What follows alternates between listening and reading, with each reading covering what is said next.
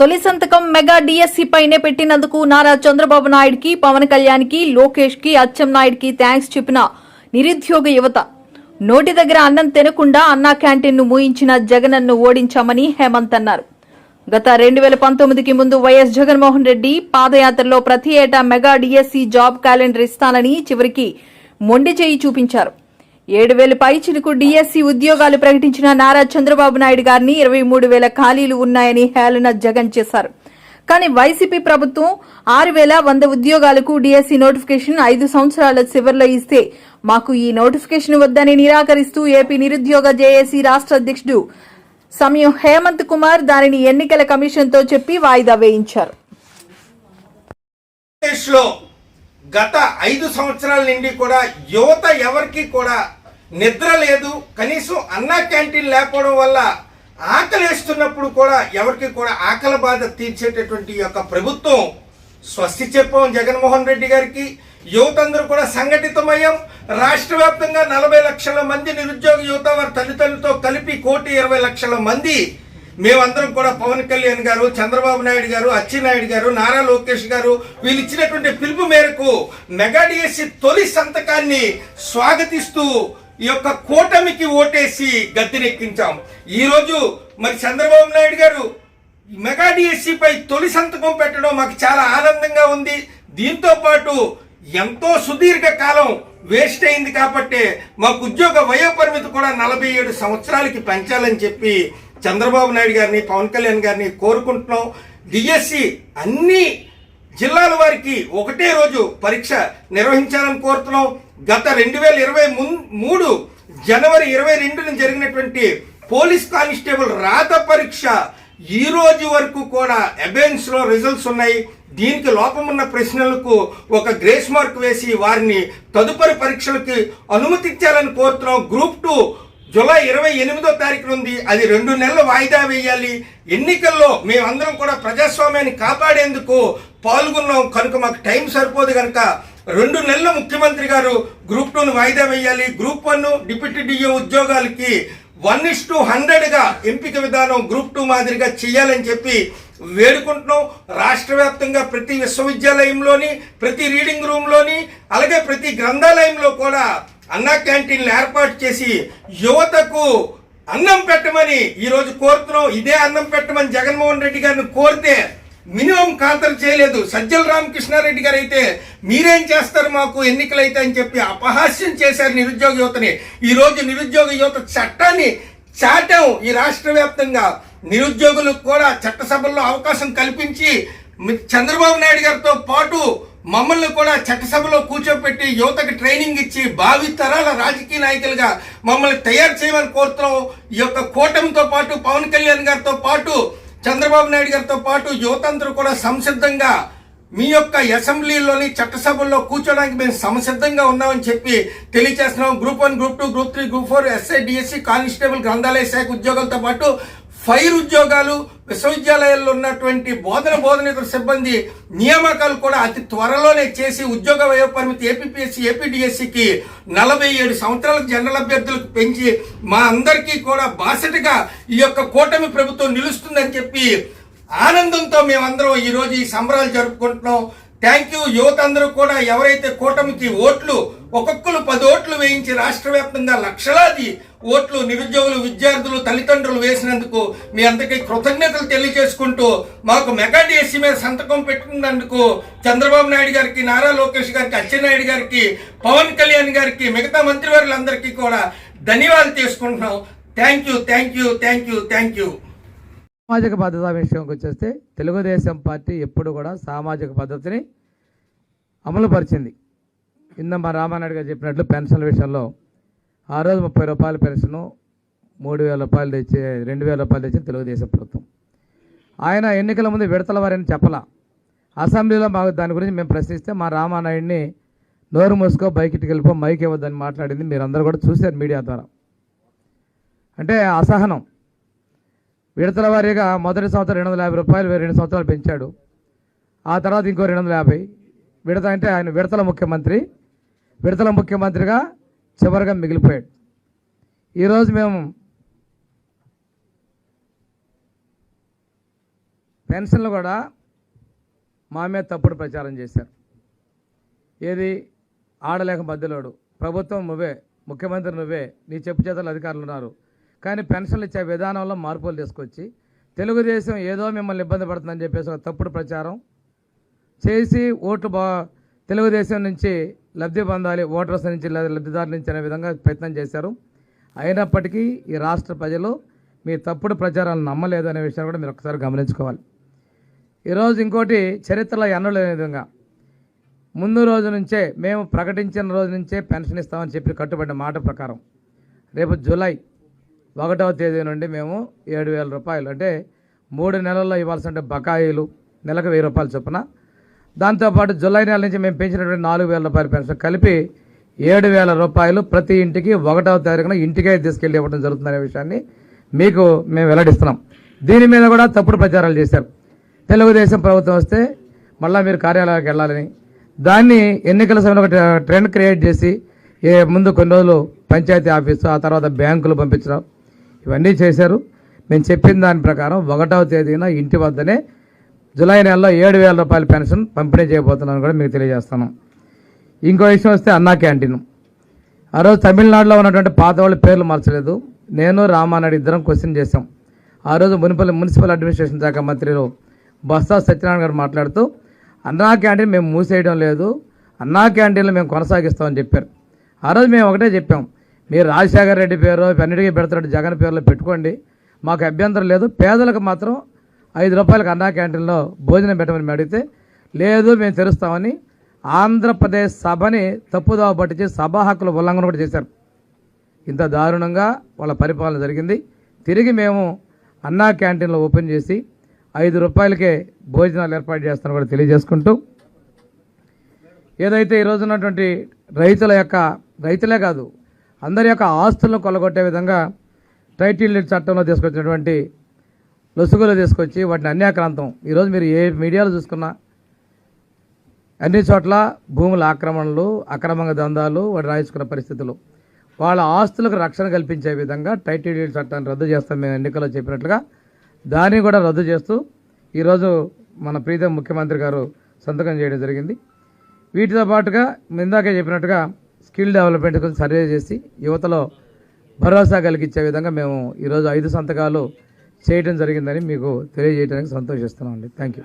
రాష్ట్రానికి సంక్షేమానికి పెద్దపీట వేస్తూ మన గౌరవ ముఖ్యమంత్రి వర్యులు నారా చంద్రబాబు నాయుడు గారు ఏదైతే ఎన్నికల వేళ ఏదైతే హామీ ఇచ్చారో, ఏదైతే మేనిఫెస్టోలో ఏదైతే ప్రజలకి హామీలు ఇచ్చారో వాటిని నెరవేర్చేటువంటి దిశలో భాగంగా ఈరోజు మొట్టమొదటిసారిగా ముఖ్యమంత్రిగా ప్రమాణ స్వీకారం చేసి మన సెక్రటేరియట్కి వచ్చి మరి ఏదైతే ఆ యొక్క 5 సంతకాలు ఏదైతే ఫైల్స్ చేశారో, ఈవేళ ఆంధ్రప్రదేశ్ రాష్ట్ర ప్రజల్లో ఒక భద్రత, ఒక భరోసాని ఈరోజు ఇచ్చినటువంటి పరిస్థితి.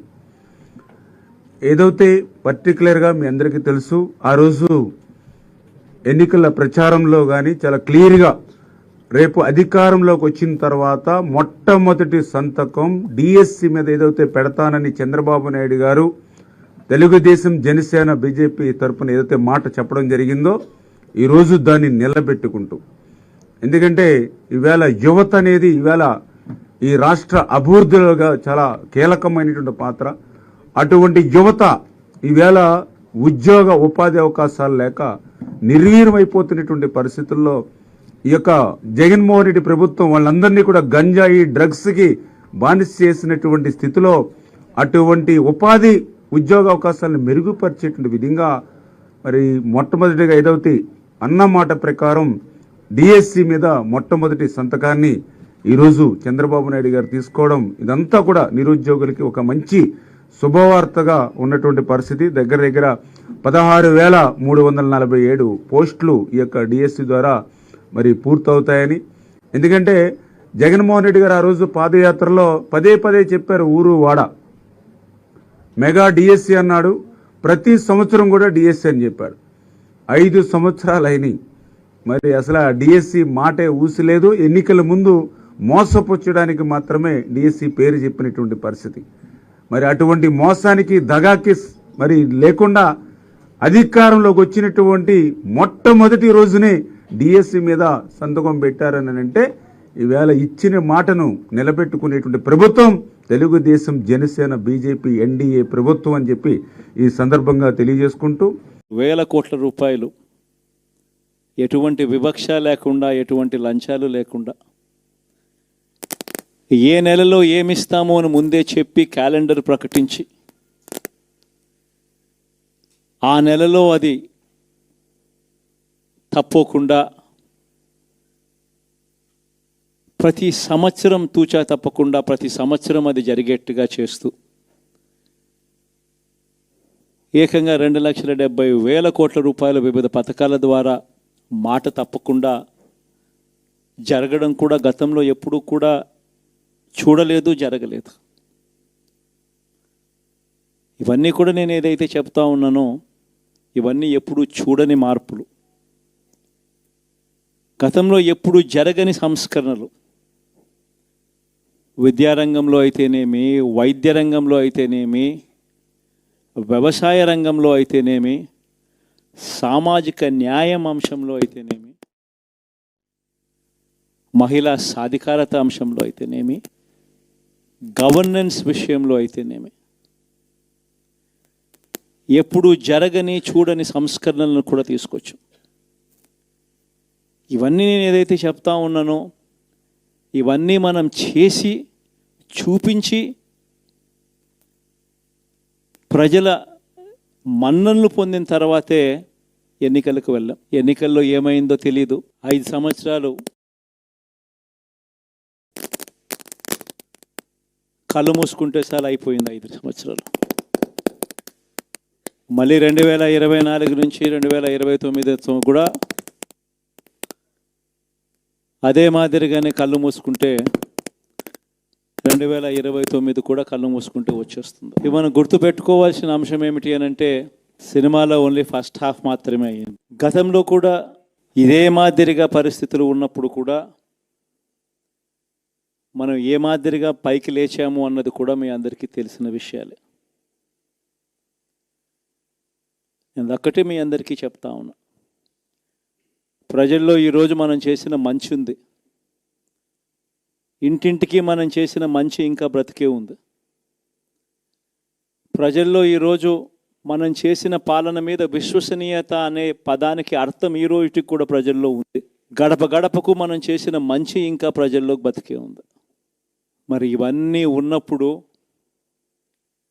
మళ్ళీ మనం లేయడం కూడా తథ్యం. కాకపోతే కొంచెం టైం పడుతుంది. ఆ టైం ఇవ్వాలి.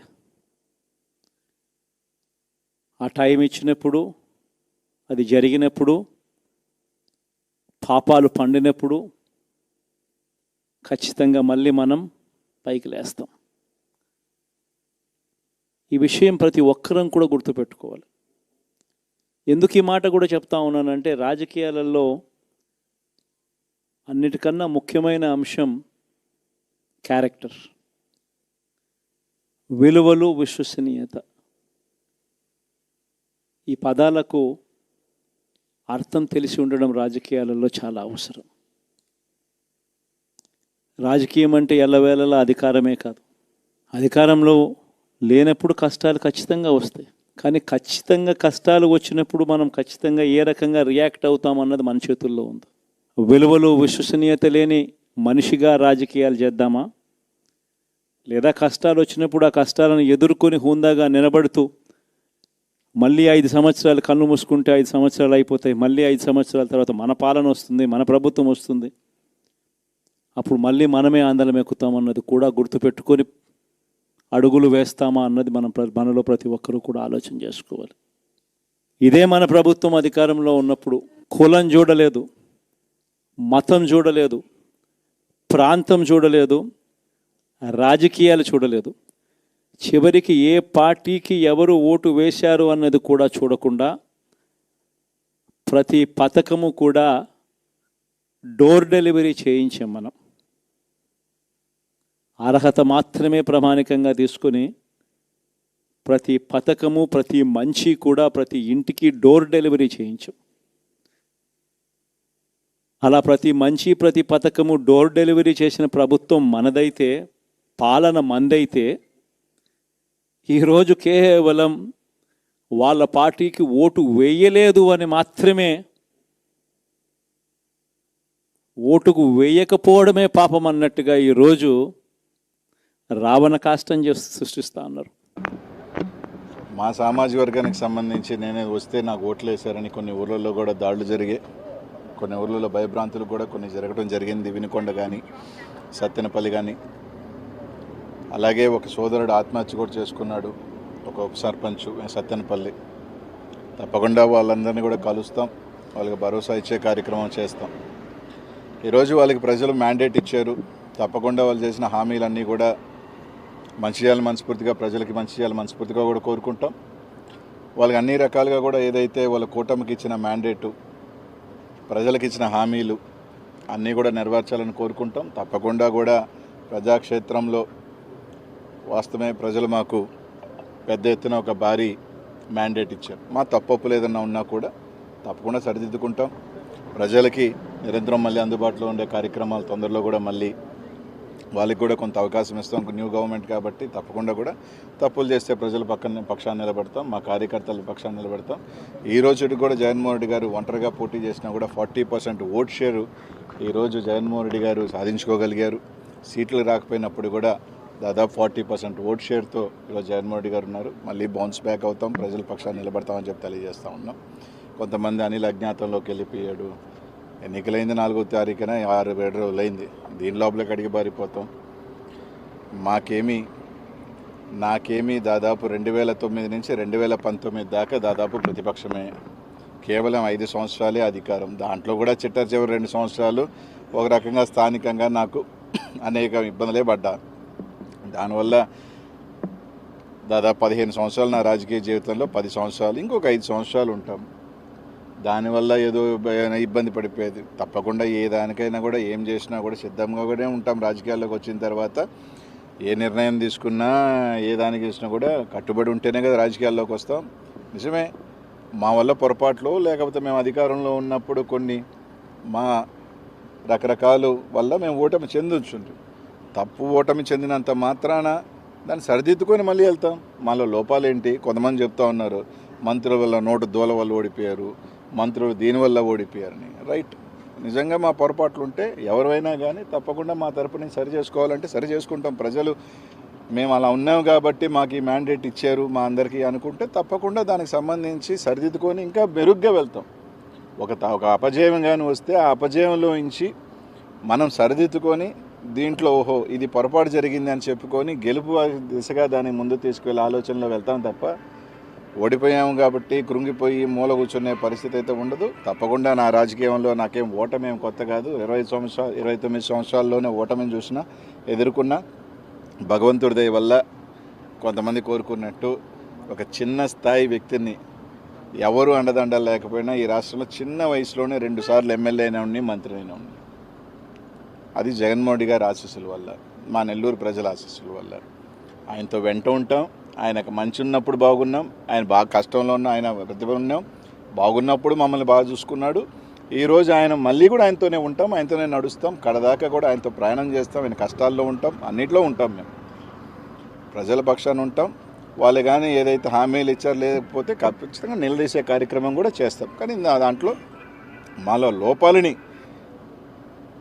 సరిదిద్దుకుంటాం. తప్పకుండా కొందరు చెప్పినట్టు మాలో ఏమైనా లోపాలు ఉంటేనే ఏదో ఒక చిన్న ఉంటే తప్పకుండా సరిదిద్దుకొని ఇంకా మెరుగ్గా వచ్చే కార్యక్రమం చేస్తాం.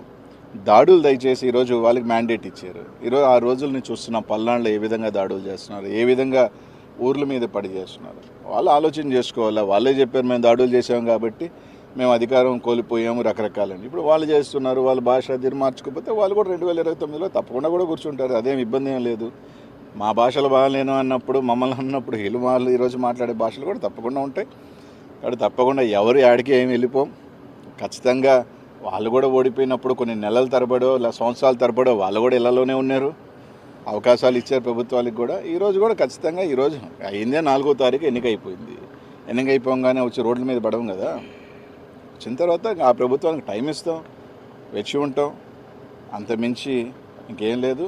అన్నిటికీ సిద్ధపడే వాళ్ళమే. అన్నిటికీ కూడా కష్టాలకి రాజకీయాల్లోకి వచ్చినప్పుడు అప్పుడు కూడా గెలుపులే ఉండడం, ఓటమి ఉంటుంది, గెలుపు ఉంటుంది. ఈ ప్రజాక్షేత్రంలో పోయినసారి మాకు మ్యాండేట్ ఇచ్చారు, ఈసారి వాళ్ళకి మ్యాండేట్ ఇచ్చారు. అందరికీ నమస్కారం అండి.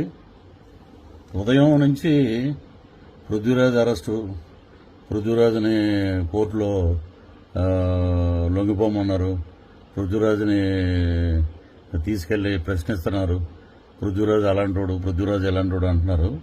అందరికీ ఒక విషయం చెప్పాలి. మొదటి భార్యకి భరణం ఇవ్వలేదు. భరణం గురించి దగ్గర ఒక 3-4 ఏళ్ల నుంచి భరణం ఎరియర్స్ ఉన్నాయి.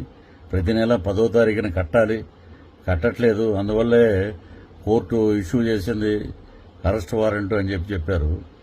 ఏమంటే అసలు చాలామంది అసలు నిజంగా ఈ చిన్న యూట్యూబ్ ఛానల్స్ కానీ ఇతరత్ర మీడియా వారు కానీ అసలు విషయం తెలుసుకుని పృథ్వీ గారు ఏంటని అడిగితే నేను వివరంగా చెప్పేవాడిని. న్యాయస్థానం పరిధిలో ఫ్యామిలీ కోర్టులో ఈ మ్యాటర్ కొన్ని సంవత్సరాల నుంచి జరుగుతుంది. సో దానికి సంబంధించి వారు ఒక అమౌంట్ చెప్పారు. ప్రతి నెల amount till up to date ఇప్పటి వరకు ప్రతి నెల హైకోర్టులోకి వెళ్ళిపోతూనే ఉంది అకౌంట్లోకి. కట్టకుండా పృథ్వీరాజ్ ఎక్కడ ఉన్నాడు? ఏది పడితే అది మీరు ఆ పృథ్వీరాజ్ అలాంటోడు, పృథ్వీరాజ్ ఇలాంటోడు క్యారెక్టర్ అసోసియేషన్ చేయవలసిన అవసరం లేదు. కోర్టు పరంగా నేను కోర్టు చెప్పినట్లు ప్రతి నెల నేను పే చేస్తూనే ఉన్నాను. సో మీరు తెలుసుకోవాలి కదా విషయం. మీరు ఏది పడితే అది రాయొద్దండి దయచేసి. నేనేంటంటే మా హైకోర్టుకు సంబంధించిన లాయర్స్ని కూడా కనుక్కున్నాను. ఏంటంటే వాళ్లే ఆశ్చర్యపోయి ఉన్నారు. ఏంటంటే ఇదేంటి ఇలాగా వచ్చింది, ఏంటిది అసలు విషయం తెలుసుకోకుండా ఎలాగా వేస్తారన్నారు. నేను చట్టపరంగా ఏదైతే యూట్యూబ్ ఛానల్స్ ఎక్కడైతే నా గురించి ఎవరైతే ప్రస్తావించారో వారందరి మీద చట్టపరమైన చర్యలు తీసుకుంటున్నాం కూడా. మా లాయర్లతో సంప్రదిస్తున్నాం. తీవ్రంగా ఉంటుంది పరిణామం. మీరు ఎలాంటివి వేసేటప్పుడు అడగండి. కోర్టులో ఉంది కుటుంబ వ్యవహారం, దాన్ని కూడా బదరికి ఇచ్చేస్తారా? అక్కడ కట్టవలసిన భరణం ఎంత ఉంది, దానికి ప్రతి నెల ఎంత కట్టాలి అనే కోర్టులు కూడా మీరేనా? దీన్ని బట్టి ఒక మనిషిని ఎలా పడితే అలాగా క్యారెక్టర్ అసోసియేషన్ చేయకండి. క్యారెక్టర్ను దిగజార్చే ప్రయత్నం మానుకోండి. కాబట్టి నేను మాట్లాడేది ఒకటే, న్యాయపరంగా కోర్టు ఏదైతే చెప్పిందో దాని ద్వారా నేను కడతానే వెళ్తున్నాను. టిల్ ఈరోజు జూన్ వరకు జరుగుతూనే ఉంది. కాబట్టి మీరు నిజాలు తెలుసుకుని మాట్లాడండి. నేను ఇంతకు మించి ఇంకెక్కువ ఏం మాట్లాడను. ఏది పడితే అది రాయకండి దయచేసి. పాత్రికేయ మిత్రులు అందరూ నాకు మంచి మిత్రులు. నన్ను అడిగితే నేను చెప్పేవాడిని ఏంటనేది. కాబట్టి మీ అందరికీ మరొకసారి నమస్కారాలు తెలియజేస్తూ, కోర్టు పరంగా అన్నీ జరుగుతున్నాయి కాబట్టి లేటెస్ట్ నేను ఎవరి మీద చర్యలు తీసుకోవాలో మా లాయర్లతో మాట్లాడి వారి పేర్లన్నీ నేను వివరిస్తాను. Thank you.